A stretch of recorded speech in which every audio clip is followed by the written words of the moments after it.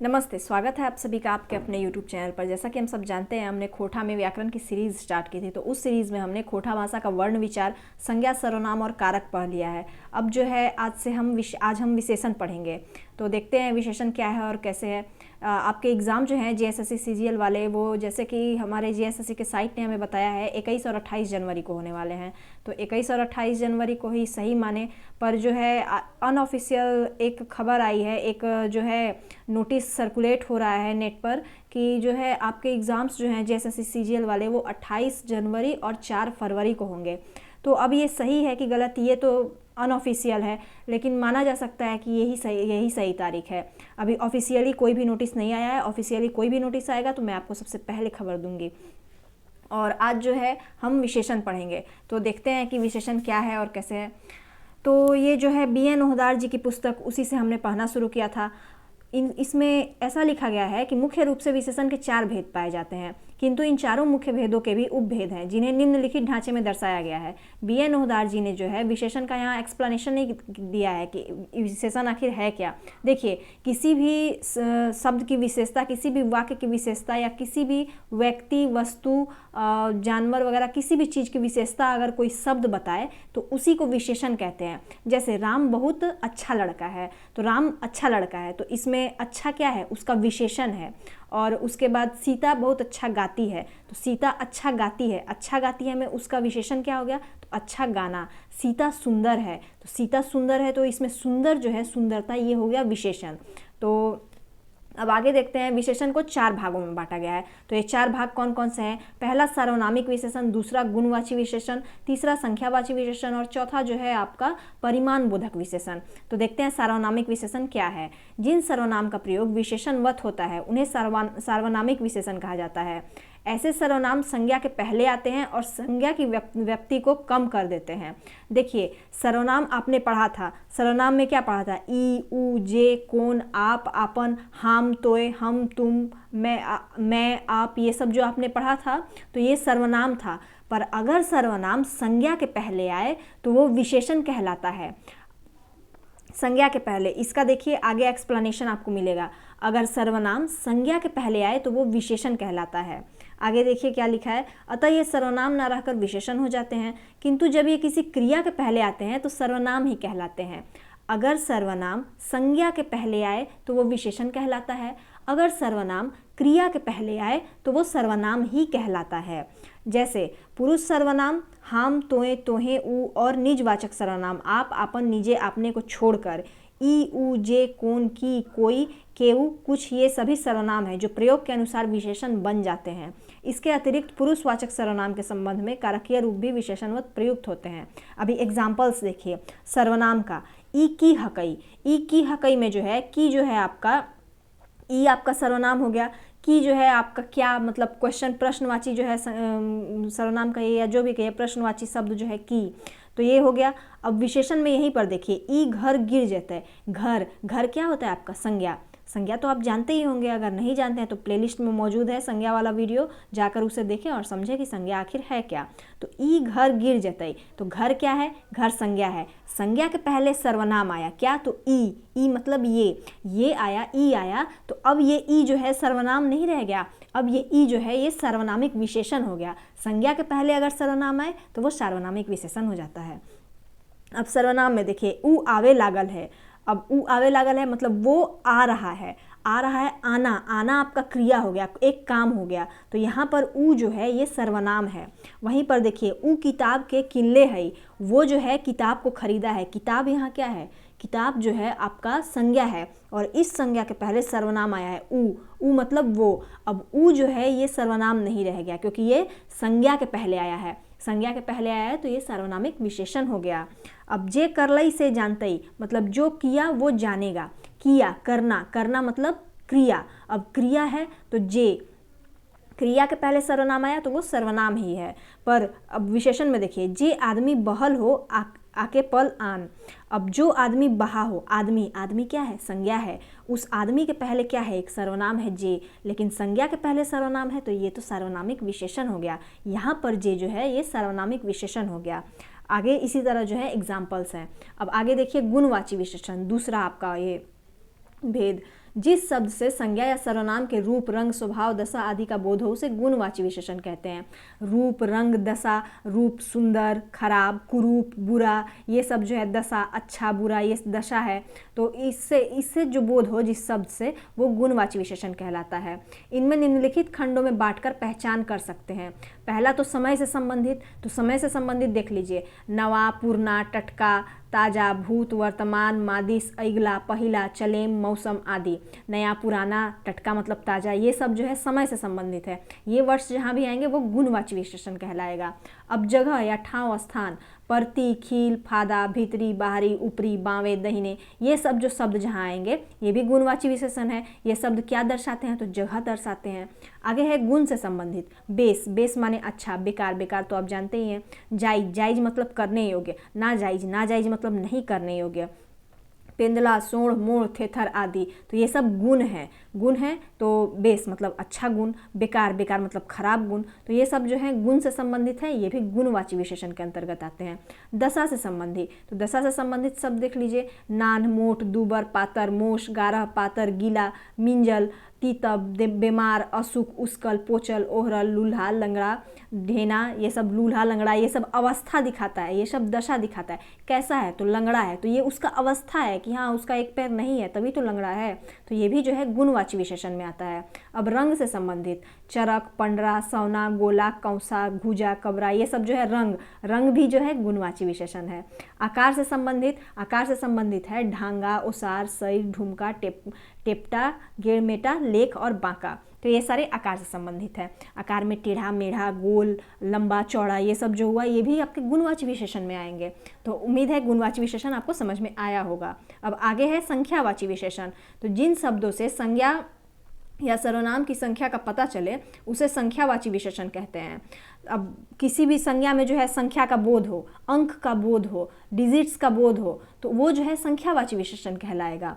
संख्यावाची विशेषण के मुख्य दो भेद होते हैं, एक निश्चित संख्यावाची विशेषण और एक अनिश्चित संख्यावाची विशेषण। तो देखिए निश्चित संख्यावाची विशेषण क्या है, इसे हम निम्नलिखित शीर्षकों में पहचान सकते हैं।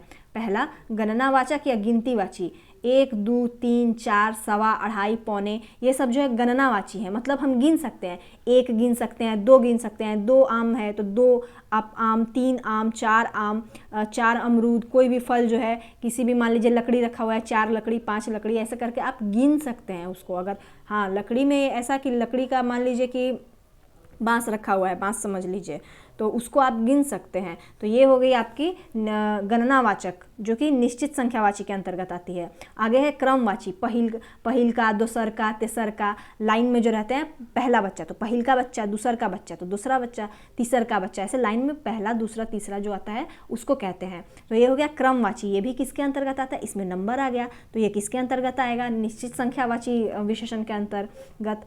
आगे है आवृत्तिवाचक, दुना, तिगुना, चौगुना, जैसे आप कहिएगा कि वो मेरे से 2 गुना तेज है, वो मेरे से 4 गुना मोटा है, ठीक, तो ऐसे जो है ये जो है आवृत्तिवाचक, ये भी आपके निश्चित संख्यावाची विशेषण में आएगा।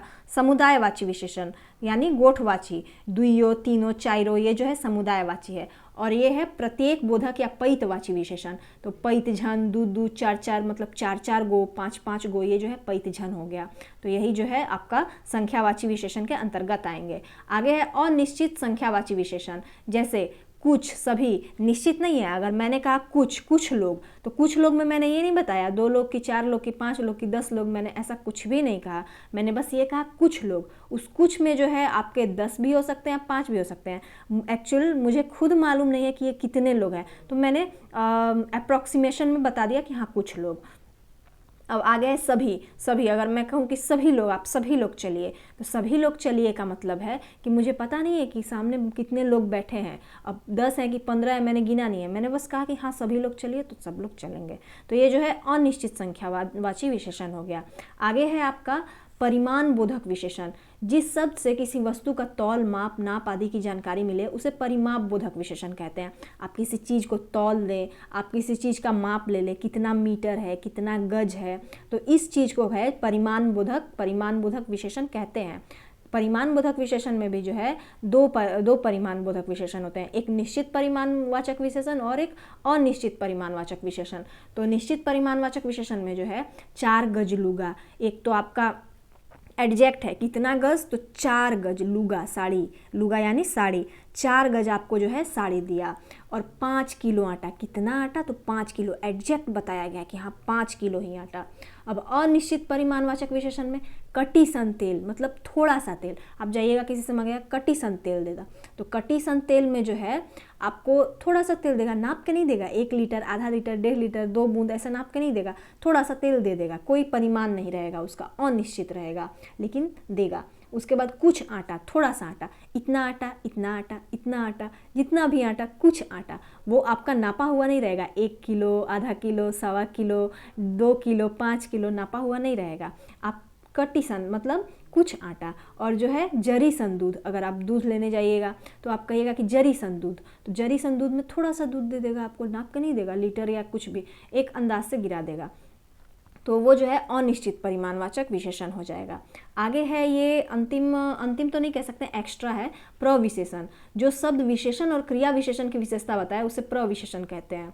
विशेषण तो आप समझ गए, क्रिया विशेषण क्या है इसको आगे हम लोग देखते हैं। जैसे यह लड़का बहुत तेज है यहाँ बहुत शब्द जो है तेज विशेषण की विशेषता बताते हैं। एक तो लड़का तेज है, लड़का तेज है में विशेषण क्या हो गया, तेज। अब उसमें भी हम कह रहे हैं कि लड़का बहुत तेज है, विशेषण की विशेषता को ये बहुत शब्द जो है बढ़ा दे रहा है, तो ये बहुत जो है यहाँ पर आपका जो है विशेषण की विशेषता बता रहा है। वो लड़की बड़ी सुंदर है, मतलब वो लड़की बहुत सुंदर है। वो लड़कियाँ बड़ी सुंदर गावो है।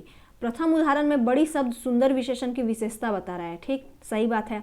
एक तो सुंदर, बड़ी सुंदर मतलब कि सुंदर तो खुद विशेषण है, उसका विशेषता बढ़ा दे रहा है बड़ी शब्द। और जबकि दूसरे उदाहरण में बड़ी शब्द सुंदर क्रिया विशेषण की विशेषता बताता है। अब दूसरे वाक्य में जो है वो लड़कियां बड़ी सुंदर गावो है में, ये गावो है गा रही है, मतलब क्रिया काम कर रही है, तो गावो है में जो है यही क्रिया विशेषण है, सुंदर गावो है। अब उसमें जो है बड़ी जो है उस क्रिया विशेषण की विशेषता को बढ़ा दे रहा है। प्रयोग की दृष्टि से विशेषण के 2 भेद होते हैं, विशेष्य विशेषण और विधेय विशेषण। ये इतना इंपॉर्टेंट नहीं है तो इसको रहने दीजिए। अब आगे है विशेषण बनाने की विधि। निम्नलिखित प्रकार से विशेषण बनाते हैं। क्रिया से बने विशेषण। खोटा में अंग्रेजी की तरह क्रिया से विशेषण बनाने की प्रवृत्ति पाई जाती है। क्रिया देखिए, क्रिया सुतेक मतलब सोया हुआ। अब विशेषण क्या बोलेंगे, सुतल, सुतल हई, काटेक काटल, बाँचेक बाँचल, सुनेक सुनल, सुखेक सुखल, देखेक देखल। तो ये हो गया क्रिया से विशेषण। एग्जाम में आएगा, याद रखिएगा, क्रिया दे देगा कि सुतेक का विशेषण, सुतेक क्रिया का विशेषण बनाइए, तो क्या बनाइएगा, सुतल बनाइएगा। अब विशेषण से रूपांतरित विशेषण शब्द। विशेषण गरम, गरम जो है खुद एक प्रकार का विशेषण है। कौन सा विशेषण, गुणवाचक विशेषण में आएगा। गरम ठंडा अवस्था का बोध करा रहा है, तो गरम। अब इसका विशेषण शब्द का विशेष शब्द क्या बनेगा, तो गरमाइल। सुखल सुखाइल, मोट मोटाइल, गादर गदराइल, चिकन चिकनाइल। अब संज्ञा से बने विशेषण शब्द निम्नवत है। संज्ञा, संज्ञा में क्या आता है, पानी, पानी संज्ञा है, तो पानी से पनियाइल, पंजर या पैंसोर। तेल से तेलाइल या तेलगर, खुदी से खुदियाइल या रोग से रोगलाहा या रोगाहा। अब क्रिया विशेषण से बने विशेषण शब्द देखिए। क्रिया विशेषण यानी हड़बड़, हड़बड़ जो है मतलब तेजी में कोई काम करना, तो हड़बड़ से विशेषण जो है उसका क्या बनेगा, हड़बड़ाइल। आगे है दंदन, दंदन से दंदनाइल, पनपन से पनपनाइल, पर से परपराइल। तो उम्मीद है कि ये क्लास जो है आपको समझ में आई होगी, सेशन जो है आपको पसंद आया होगा। अगर क्लास पसंद आए, क्लास समझ में आए तो चैनल को लाइक सब्सक्राइब एंड शेयर ज़रूर करें। अपने दोस्तों में भी बढ़ाएं कि हाँ, जो फ्रेंड आपके खोटा पढ़ रहे हैं उन्हें जो है ये चैनल ज़रूर दिखाएं। और एग्ज़ाम तो अब आ ही रहे हैं, एग्ज़ाम होंगे ही, तो बने रहे हमारे चैनल पर, पढ़ते रहें, अपने पढ़ाई को जारी रखें। और आप देखिए कि जितने भी वीडियोज़ हमारे चैनल पर उपलब्ध हैं वो सारे वीडियोज़ जो हैं बहुत कम समय में बनाए गए हैं। यूट्यूब पर जितने भी वीडियोज़ अपलोड हैं, जितने भी आपके चैप्टर्स के वीडियोज़ अपलोड हैं, उनसे सबसे कम समय में जो है मैंने बनाया है आपको पढ़ने के लिए, आपके रिवीजन के दृष्टिकोण से, कि आप इसको जल्दबाजी में पढ़ें और ज़्यादा से ज़्यादा समझें। जल्दी पढ़ें और ज़्यादा से ज़्यादा समझें। तो ये रिवीजन के दृष्टिकोण से मैंने अपने सारे वीडियोस बनाए हैं कम समय में। ये भी वीडियो लंबा ना हो इसलिए मैं ज़्यादा नहीं बोलूँगी। आप जो है रिवीजन के लिए हमारे जितने भी वीडियोस हैं उनको लगातार देखते रहें। और अगर कोई क्वेरीज बच जाती हैं तो कमेंट सेक्शन में कमेंट जरूर करें। मिलते हैं नेक्स्ट क्लास में नई चीज़ों के साथ। धन्यवाद।